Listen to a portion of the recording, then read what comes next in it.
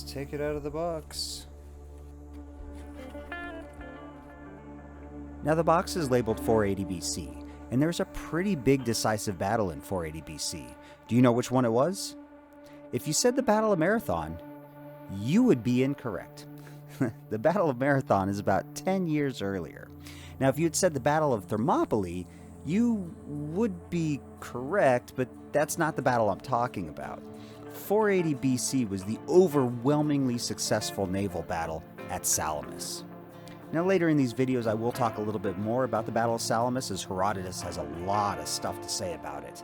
And even the playwright Aeschylus wrote a play about the aftermath of Salamis from the Persian perspective, and it's not very nice.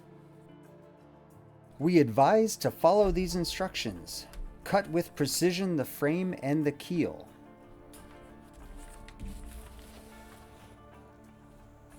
I mean,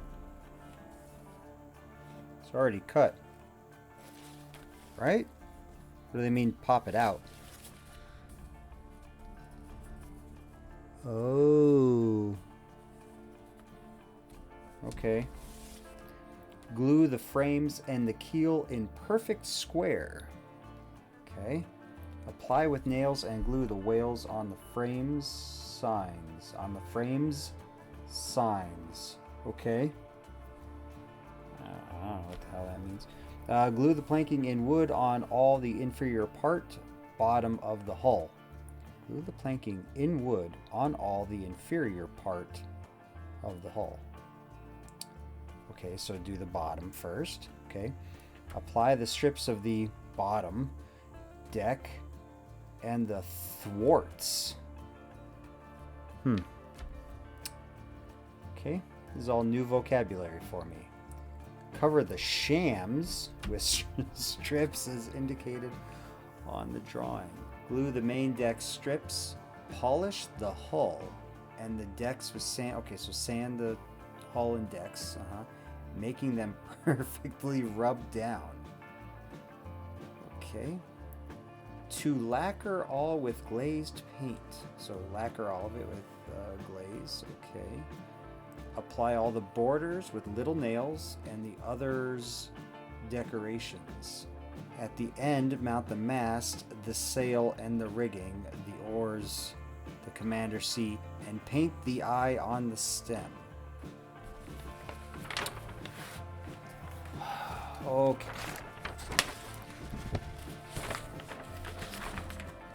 So, I'm going to need to learn some more vocabulary, because I have no idea what the hell they're saying on some of that stuff.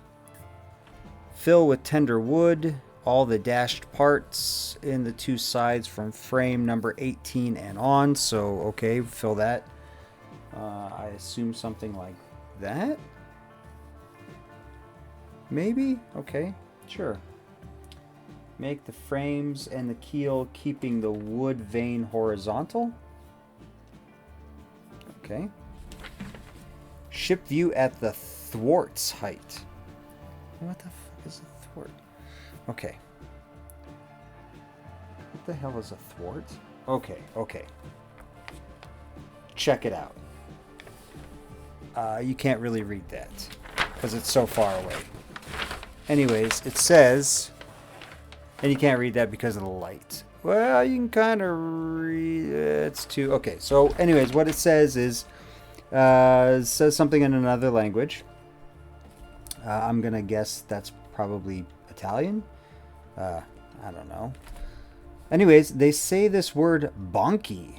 B-A-N-C-H-I. Bonky. Okay. And they have this word thwarts. Well, just so happens, bonky is right there. So I'm going to go out on a limb here and say that the bonky height is that height. So basically, this line here. That's what I'm going to go with. Yeah. Okay. Covering inferior decks, strips, 1x3. Okay, covering thwarts, 2x8. Covering main deck, 1x3. Contour deck doors. Okay, 1 by 1. Covering ore charms. Okay. 1 by 3. Side ore charms, which are different, or shams, not charms. Okay, that's on me. Bottom planking strips and the whale strips. Thankfully, I know what whales are. And not the things in the ocean. Well, I mean, they are in the ocean because the boats are in the ocean, but not the animals. So whales are the openings for the oars, if I remember correctly. Because you can have gun whales, right? Right? Yeah. Also, we have the little beak, which is what I thought that wooden piece was. We might make that out of some sort of metal. We'll see.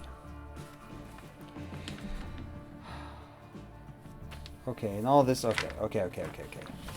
The main thing that we got to figure out here, at least that I want to figure out, is can I remove all of these guys? Ooh.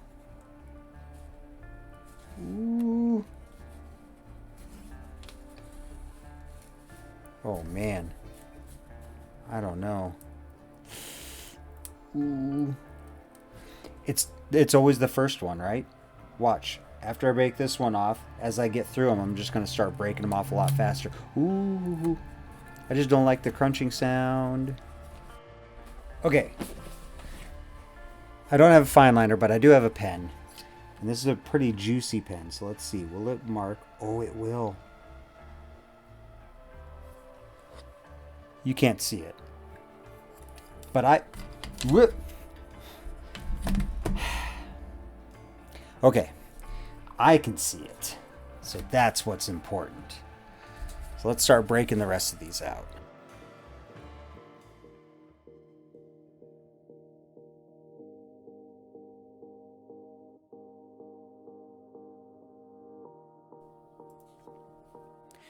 Now this model kit is of a bireme. Bi meaning two, as this ship has 2 banks of rowers. Now the more famous of the ancient Greek warships is the trireme, tri meaning 3. So if a trireme has 3 banks of rowers and a bireme has 2 banks of rowers, what would you call a ship with 1 bank of rowers? That's right, a pentaconter. Why, what did you call it?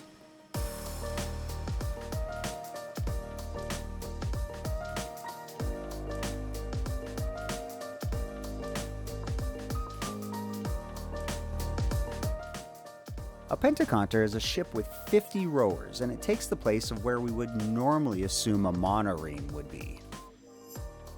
That's not to say that monoremes did not exist, they actually did, but in this family of warships, a bireme, a trireme, the 1-bank rower type of ship would be a pentaconter.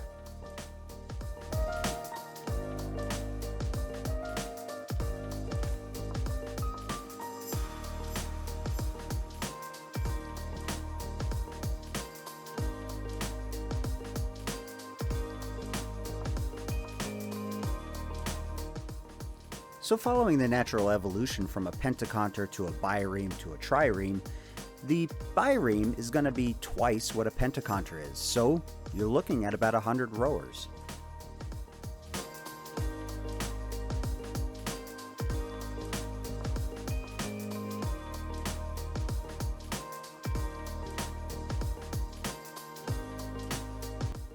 Ooh, it's popping and creaking.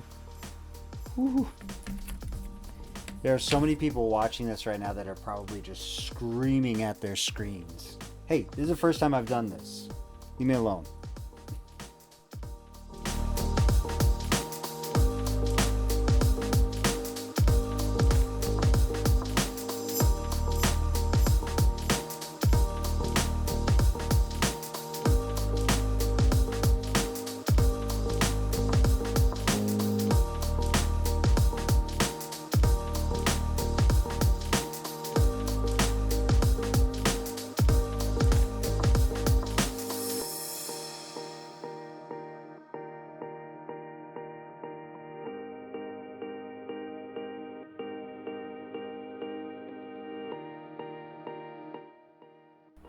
Ha! Ha! There we are. Oop. There we are. So, I'm going to dry fit these.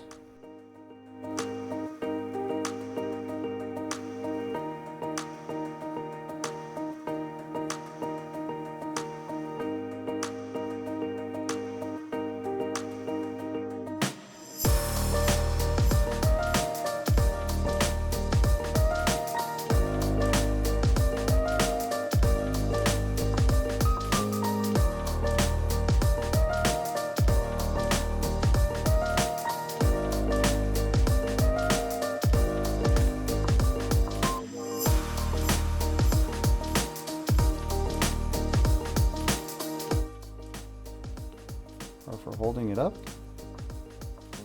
Oh yeah. Nope, it doesn't really want to stay up, does it? So there you have it. There we go. Dry fitted. Sorta. Okay.